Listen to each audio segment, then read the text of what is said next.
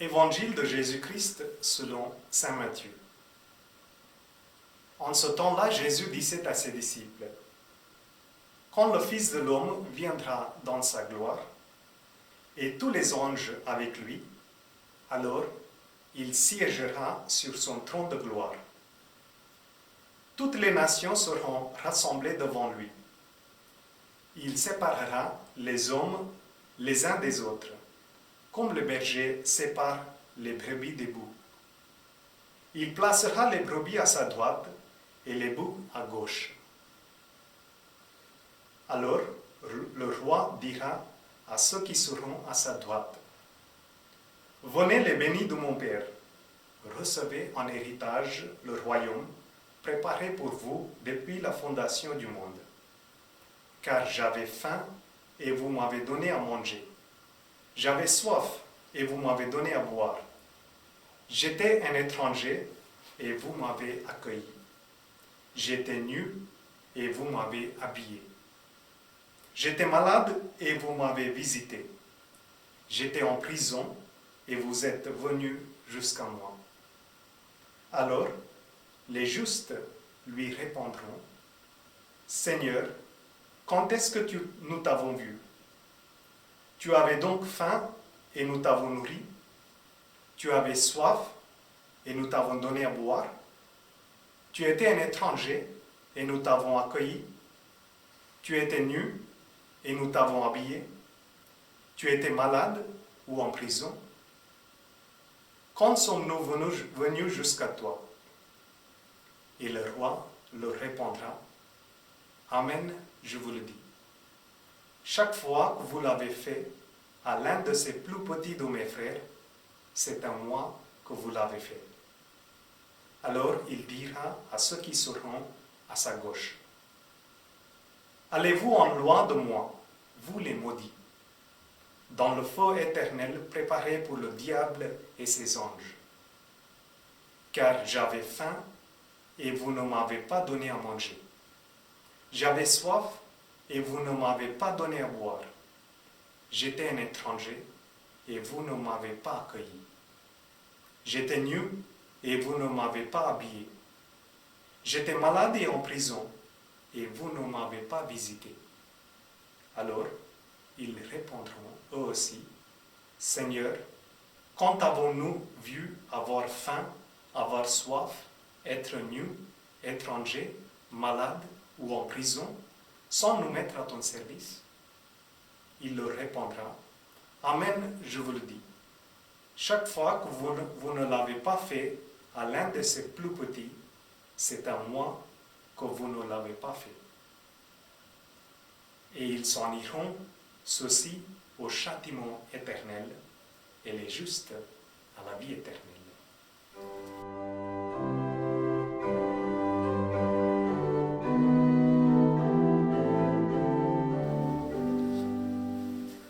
Chers frères et sœurs, je vous souhaite à tous une joyeuse fête du Christ Roi, célébrée ce dernier dimanche de l'année liturgique. Et cette année, nous la célébrons pendant la crise de pandémie où nous sommes confinés, alors que nous aurions été ici, dans la chapelle, en temps normal. Or, pendant cette période, justement, la fête du Christ Roi et la parole de Dieu nous soutiennent en nous donnant plein d'espoir et de manières d'agir.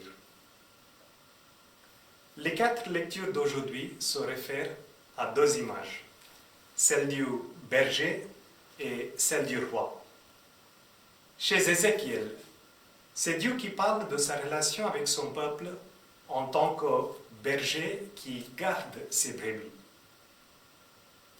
Tandis que dans le psaume 22, c'est le peuple qui parle à son tour en tant que brebis soignées par le berger. Et pour sa part, saint Paul parle de manière moins imagée de la puissance royale du Christ qui remporte la victoire sur le mal et la mort par sa résurrection.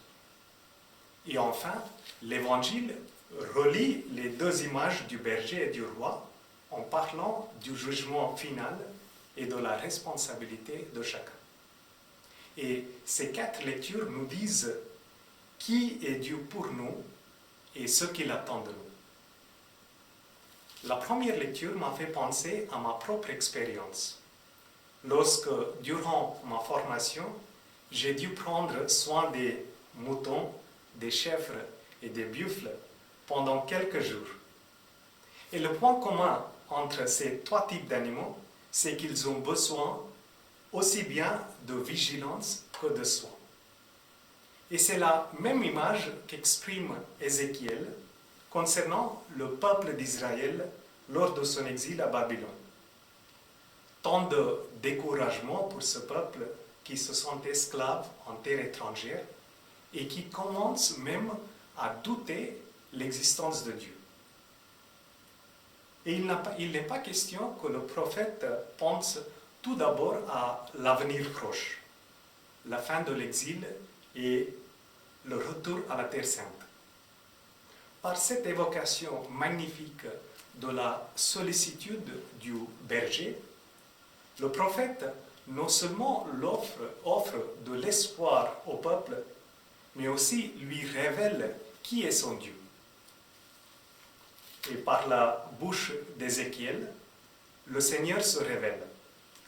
J'irai moi-même à la recherche de mes brebis et je veillerai sur elles. J'irai moi-même. Bien entendu, c'est un Dieu qui prend l'initiative.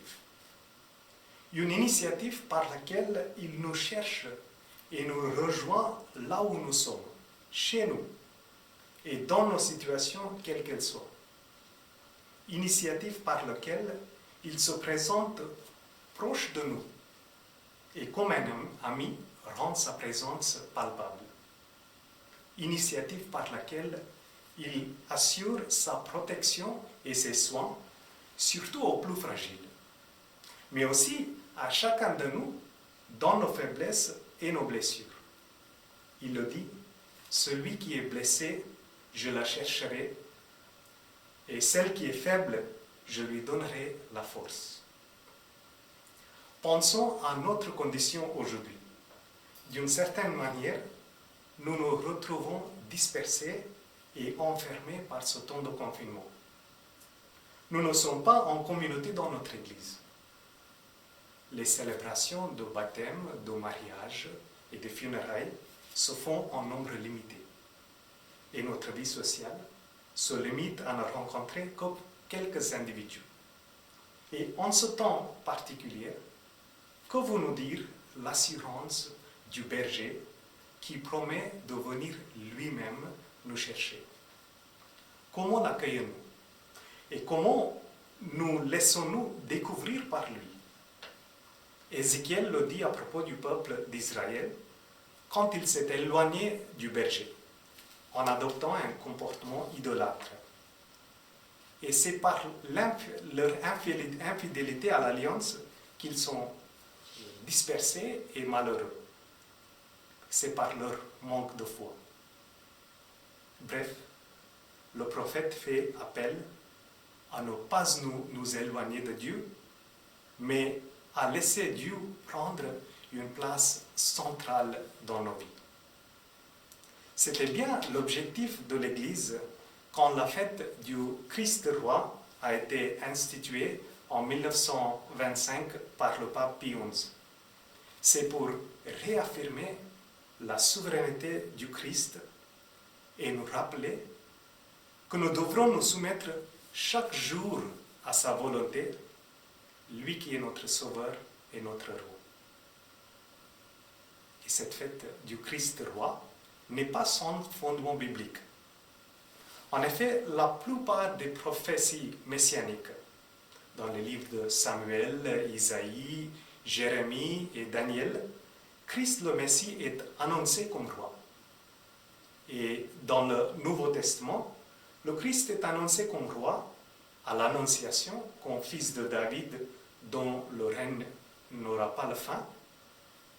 Dans l'épisode des Mages, qui cherche le roi des Juifs, ou encore lors de l'entrée à Jérusalem, où le peuple bénit le roi qui vient au nom du Seigneur. Et enfin, dans la question posée par Pilate, es-tu le roi des Juifs? L'évangile d'aujourd'hui, qui est le dernier passage de Matthieu avant l'histoire de la Passion, fait également référence au Christ comme roi. La première partie de l'évangile nous parle de la souveraineté du Christ, qui agit en tant que juge qui sépare les bons des méchants.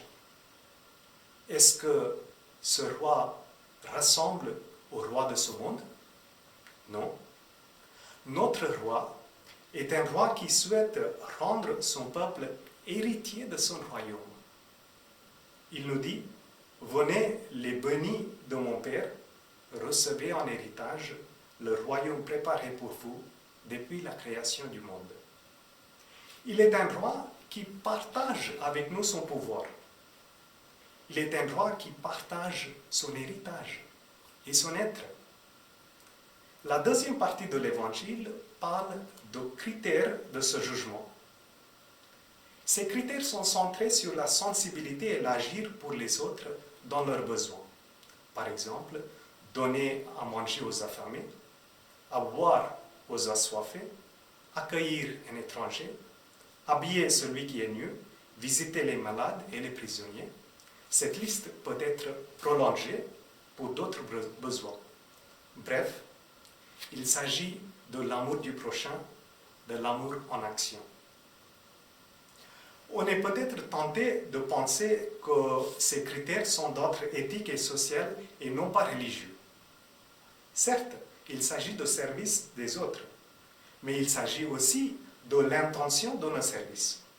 Et remarquez-le bien, le roi s'identifie aux personnes dans le besoin. Amen, je vous le dis, chaque fois que vous l'avez fait à l'un de ces petits de mes frères, c'est à moi que vous l'avez fait. Nous entendons ici un appel à découvrir dans nos services celui qui s'identifie avec les défavorisés. De plus, nous entendons ici un appel à être comme lui, roi serviteur. Et si nous sommes appelés à être roi comme lui, à partager sa royauté, à hériter son royaume, nous sommes aussi appelés à être serviteurs comme lui. Aujourd'hui, le royaume du Christ roi est déjà parmi nous en espace et temps. Espace où le Christ prend la place centrale dans nos vies et temps où nous servons les autres en y reconnaissant le Christ. Prions ensemble que ce royaume du Christ roi soit présent parmi nous. Amen.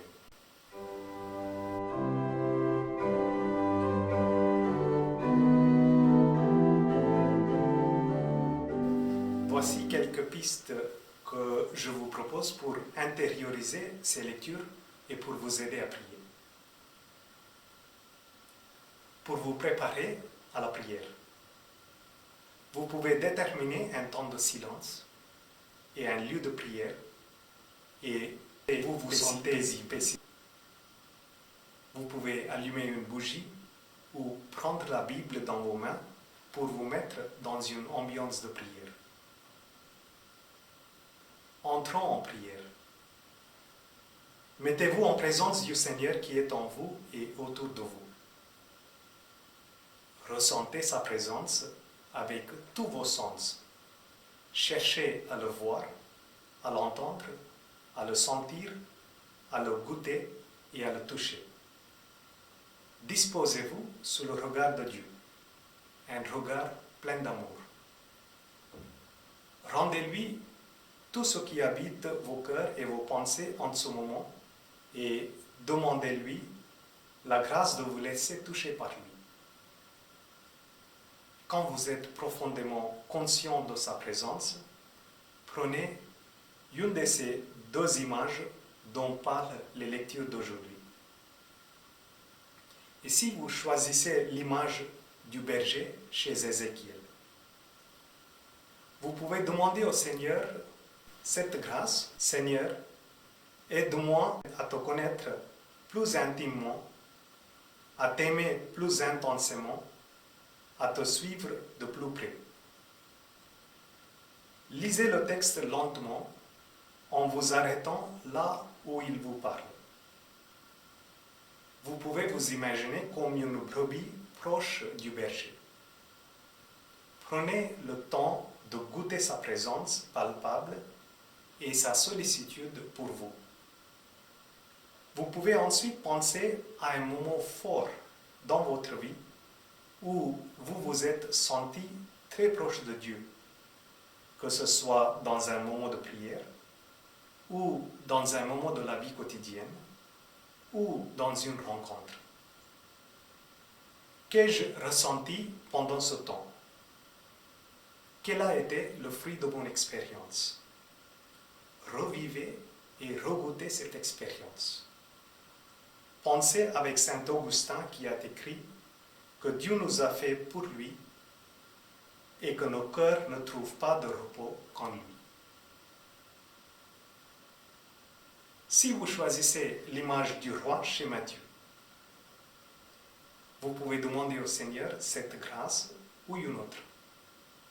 Seigneur, aide-moi à te reconnaître en ceux qui sont dans le besoin et à répondre en action à leurs besoins avec amour.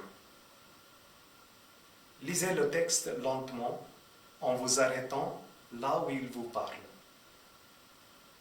Vous pouvez penser aux gens que vous connaissez, ou à ceux que vous avez rencontrés, ou encore à ceux que vous avez vus à la télé, les gens qui se trouvent dans le besoin. Qu'est-ce que je ressens en moi? Ai-je un cœur de pierre ou un cœur de chair? Comment je me sens quand je pense à eux? Le Christ, notre roi, s'identifie à eux en tant que serviteur. Vous pouvez penser à une personne que vous connaissez, de près ou de loin, qui se donne comme exemple du service. Comment cette personne m'inspire dans ma manière d'agir? Le Christ nous jugera non seulement pour le mal que nous faisons, mais surtout pour le bien que nous ne faisons pas. Et pour terminer, vous pouvez redemander la grâce dont vous avez besoin. Et vous pouvez achever votre prière avec soit le Notre Père ou avec cette belle prière de Pedro Arrupe. Rien n'est plus simple que de trouver Dieu. Cela équivaut à tomber amoureux, dans un sens absolu et définitif. Si tu es amoureux, ce qui va saisir ton imagination affectera tout. Désormais, c'est ce qui te décide à te lever chaque matin, qui t'inspire durant tes soirées, ce à quoi tu occupes tes week-ends, ce que tu lis, les personnes que tu rencontres, ce qui brise ton cœur et qui t'émerveille, te donnant joie et gratitude. Tombe amoureux, demeure dans l'amour, et l'amour décidera de tout.